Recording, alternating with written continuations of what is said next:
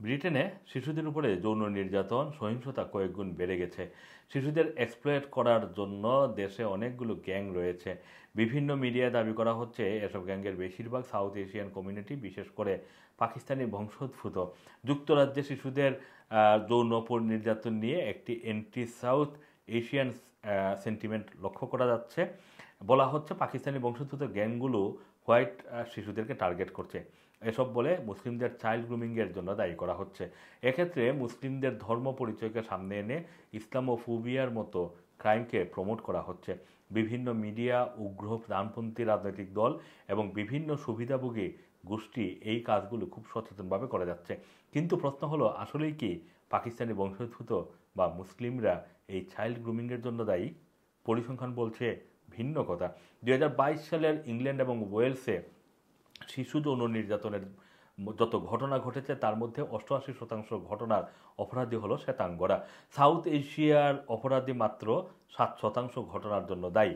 পাকিস্তানি বংশোদ্ভূত কয়েকজন অপরাধী কয়েকটি হাই প্রোফাইল চাইল্ড সেক্সুয়াল এক্সপ্লয়টেশনের জন্য দায়ী হলেও ঢালাওভাবে শুধুমাত্র পাকিস্তানি বা মুসলিমদেরকে টার্গেট করা হচ্ছে, অথচ প্রকাশিত পরিসংখ্যান ভিন্ন তথ্য দিচ্ছে।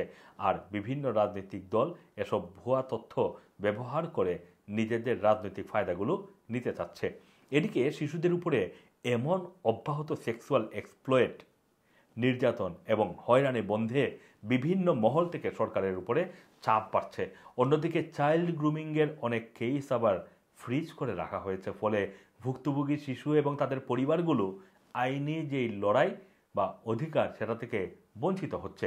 এই অবস্থায় সাবেক একজন পুলিশ ও কমিশনার হোম সেক্রেটারির বিরুদ্ধে আইনি ব্যবস্থা নেওয়ার হুমকিও দিয়েছেন। গ্রেটার ম্যানচেস্টার পুলিশের সাবেক ডিটেকটিভ মেগি অলিভার 15 জানুয়ারি ইয়েভেট কুপারকে একটি প্রি অ্যাকশন চিঠি পাঠান। এতে তিনি শিশুদের যৌন শোষণ করা গ্যাংগুলোর বিরুদ্ধে জরুরি পদক্ষেপ না নিলে তার বিরুদ্ধে আদালতে অভিযোগ করার হুমকিও দিয়েছেন তিনি। এরপরই নড়েচড়ে বসে হোম সেক্রেটারি। বিবিসি জানিয়েছে, মিসেস কুপার চাইল্ড এক্সপ্লয়টেশন গ্যাংগুলোর ব্যাপারে তদন্ত শুরু করার জন্য 10 মিলিয়ন পাউন্ড বরাদ্দ দিতে যাচ্ছেন। এতে গ্যাংগুলোর জাতিগত পরিচয়ও তুলে ধরা হবে। এছাড়া মিসেস কুপার পুলিশ বাহিনীকে শিশুদের বিরুদ্ধে যৌন নির্যাতন এবং শোষণের যেই কোল্ড কেস, মানে যেগুলো ফ্রিজ করে রাখা হয়েছে, সেই কেসগুলো পুনরায় তদন্তের নির্দেশ দেবেন। এদিকে সরকার জানিয়েছে তারা চাইল্ড গ্রুমিং গ্যাংগুলোর বিরুদ্ধে কার্যক্রমগুলো অব্যাহত রেখেছে। এছাড়া 2022 সালে প্রফেসর অ্যালেক্সিস জের সুপারিশগুলোর বাস্তবায়নের দিকেও মনোনিবেশ করেছে। এদিকে গত বছর ইংল্যান্ড এবং ওয়েলসে শিশু যৌন নির্যাতনের 7,479টি ঘটনা রেকর্ড করা হয়েছে। 2016 সালে এই ধরনের 1,157টি ঘটনা রিপোর্ট করা হয়। 2016 সালের পর বাচ্চাদের বিরুদ্ধে যৌন সহিংসতার রেকর্ড সর্বোচ্চ হারে বেড়েছে। এসব পরিসংখ্যান সামনে আসার পর নানা মহল থেকে শিশু যৌন নির্যাতন বন্ধে কঠোর পদক্ষেপ গ্রহণ করার আহ্বানও জানানো হয়েছে। Assam Masum, Rana TV, London.